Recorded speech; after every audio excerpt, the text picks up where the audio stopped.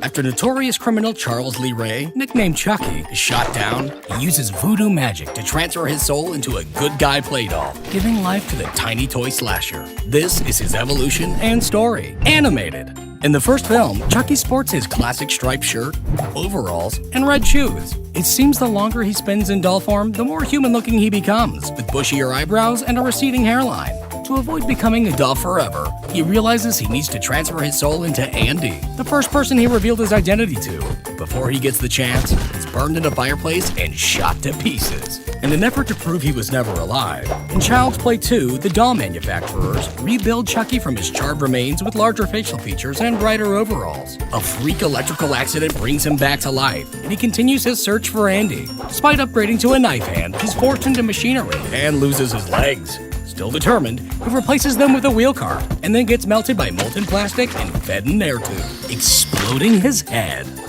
Taking place 8 years later, Chucky's leftovers are picked back up in Child's Play 3, but when pieces drip into a batch of molten plastic, he's reassembled and born again, this time with a chubbier, more squished face. He manages to find Andy, but then chooses a new target for his soul transfer. He's ultimately sliced by a carnival attraction, giving him a new two-faced look, and then gets dropped into a giant fan, shredding him to pieces. But in Bride of Chucky, he's put back together again and reawoken with voodoo magic. He now has a less squished face and a prominent widow's peak. Tiffany, his human girlfriend turned doll fiancée, joins him in obtaining a magic amulet with the power to transfer them both into new human bodies. But after some domestic bickering, Chucky gets shot and left in his grave. In Seed of Chucky, Chucky's remains are cleaned up and used on the set of an in-film Chucky movie alongside his co-star Tiffany. This Chucky has blonder hair and brighter clothes. Their long-lost son/daughter finds them and, using the magic amulet, brings them back to life. Then, following a bit of familial disagreement, Chucky gets lopped to pieces by his offspring. Yet, in Curse of Chucky, he's back in one piece yet again. He has darker overalls, paler skin, straightened red hair, and oddly, no more scars. He spends most of his time in a wide-eyed doll form, secretly causing havoc for wheelchair-bound Nika and her family.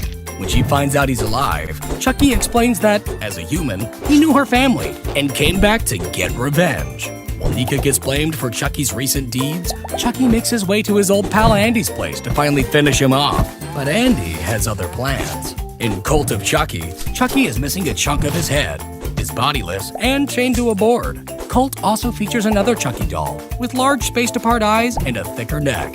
A recently buried one-armed variation, a short-haired version, but he doesn't last too long, and a Chucky-possessed Nika, who takes off with Tiffany, leaving several Chuckies behind to cause mayhem.